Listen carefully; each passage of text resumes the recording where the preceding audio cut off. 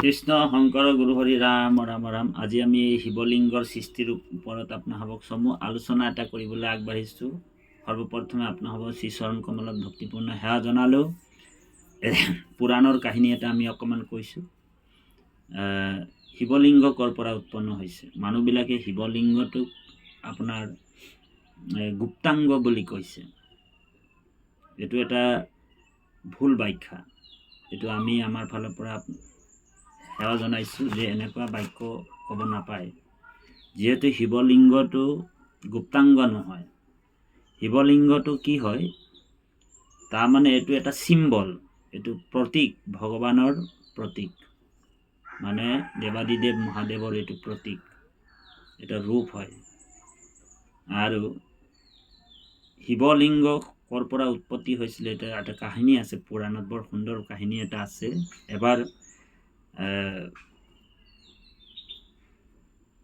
ক্ষীৰোদায়ক্ষ যিজন ঈশ্বৰ বিষ্ণু আছে, কাৰণদায়ক্ষ, গৰ্ভদায়ক্ষ আৰু ক্ষীৰোদায়ক্ষ, ভগৱন্ত আচলতে গোটেই বস্তুটো হৰিৰে লীলা, ভগৱানৰ লীলা। গতিকে আমি আপোনালোকক ক'ব বিচাৰিছোঁ এনেকুৱা যে এদিন কি হ'ল, ব্ৰহ্মাই গ'ল বিষ্ণুৰ ওচৰত যে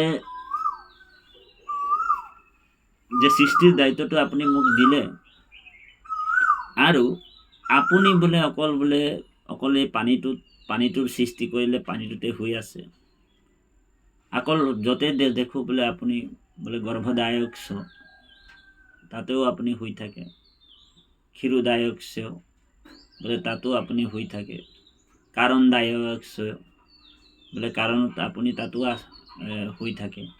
গতিকে য'তে যাওঁ বোলে আপোনাক বোলে সেই শুই থকাই দেখোঁ। বোলে সৃষ্টিৰ দায়িত্বটো আপুনি মোক এৰি কিনি বোলে আপুনি অকল শুই থাকিলে নহ'ব নহয়।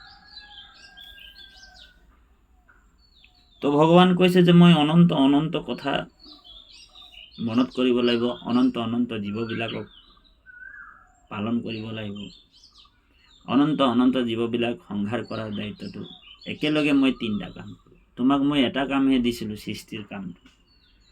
গতিকে সেই ব্ৰহ্মা বোলে এইটো বোলে মই সেইকাৰণে বোলে বিশ্ৰাম কৰিবলৈ